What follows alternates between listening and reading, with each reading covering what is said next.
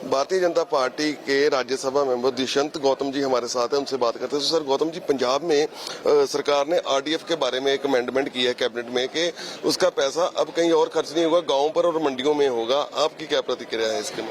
मुझे लगता है सरकार जो चल रही है खाली लफेबाजी पर चल रही है, लोगों को गुमराह करने के लिए चल रही है। जब ये काम जमीन पर दिखाई देंगे, अभी खाली इनका बोलना ही बोलना है, जमीन पर दिखाएंगे जब मालूम पड़ेगा ये क्या कह रहे हैं, क्या करना है इनको। सर, एक जो न्यूयॉर्क में हमले हुए हैं उसके बाद सिखों पे अटैक हो रहे हैं, इसके आज जो एक मामला है कि 2 सिखों पर अटैक हुआ है, आप क्या कहना चाहते हैं? भारत सरकार नरेंद्र मोदी जी के रूप में भारत के किसी भी जनमानस पर कहीं भी विदेश में या कहीं भी भूमि पर कोई भी आक्रमण होगा उसका संज्ञान लिया जाएगा, उस पर जो न्याय होगा उस पर काम किया जाएगा। गेहूं की जो फसल इस बार हुई है, जो उसके दाने छोटे निकले, इस पर किसान मुआवजे की मांग कर रहे हैं, आप क्या कहना चाहते हैं? वो कृषि मंत्रालय देखेगा, उसमें जो भी होगा सही तरीके से है। किसानों को किसी प्रकार से उदासीन होने की आवश्यकता नहीं है। गौतम जी, एक और मसला, कल अरविंद केजरीवाल जी के ऊपर आरोप लग रहे हैं कि पंजाब के अधिकारियों के साथ उन्होंने मीटिंग की है और विरोधी अब आरोप लगा रहे हैं कि केजरीवाल सरकार चला रहे हैं, पंजाब सरकार जो है।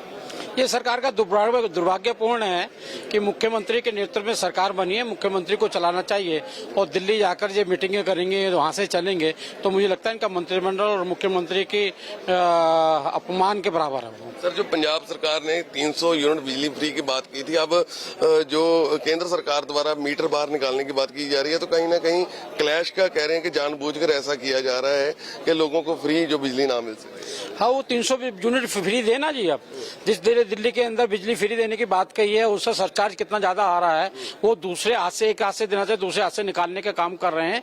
जनता उनसे पकड़ने वाली है, ये दिल्ली की जनता नहीं है वहाँ, क्योंकि वे आधा रोल तो केंद्र का रहता है, इसलिए उनको मालूम नहीं पड़ता है। लेकिन यहाँ पंजाब की सरकार, पंजाब की जनता इस सरकार को माफ करने वाली नहीं है। सर, पंजाब के लोग जो भगवंत मान कह रहे हैं कि पंजाब के जो लोग पंजाबी हैं वो थोड़ा सा समय दें, हमें समय लगता है। जो पंजाब के लोग हैं वो जल्दी में पड़ गए, इस तरह के उन्होंने अपने सोशल मीडिया पर अकाउंट पर कहा कि सभी हम लोगों को स्कीमें देंगे, सभी बेनिफिट्स देंगे, लेकिन थोड़ा वेट करें। तो क्या कहना चाहते हैं? नहीं, जल्दी में कहाँ पड़ गए। उन्होंने कहा सरकार बनाते ही मेरी पहली कलम से 300 यूनिट माफ होंगे, 1000 रुपया उनको प्रतिमास महिला को मिलना शुरू होगा। जब सरकार बनने से पहले उन्होंने कहा था कि मेरे पास जो घाटा है उस घाटे का बजट मुझे कहाँ से लाना है, मुझे सारा कुछ मालूम है। तो आज वो भीख मांगने के लिए निकले हैं, तो स्वाभाविक है जनता उनसे जवाब तो करेगी। सर, पंजाब में अकाली दल के साथ आपका अलायंस था, लेकिन इस चुनाव में आप अलग अलग चुनाव लड़े, तो बीजेपी के पास भी 2 विधायक हैं और अकाली दल के भी 3 विधायक हैं। तो अब जो फ्यूचर में है अलायंस हो सकता है, अगर हो सकता है तो किन बातों पर जो अलायंस होगा, इसके बारे में? बीजेपी अकेले ही पंजाब में आगे बढ़ेगी? कोई अलायंस नहीं होगा, बीजेपी अकेली बढ़ेगी। बीजेपी के कार्यकर्ताओं का मानना ये है कि हम 117 सीटों पर ही लड़ेंगे और सर्वमानस का सबका प्रतिनिधित्व भारतीय जनता पार्टी में होगा।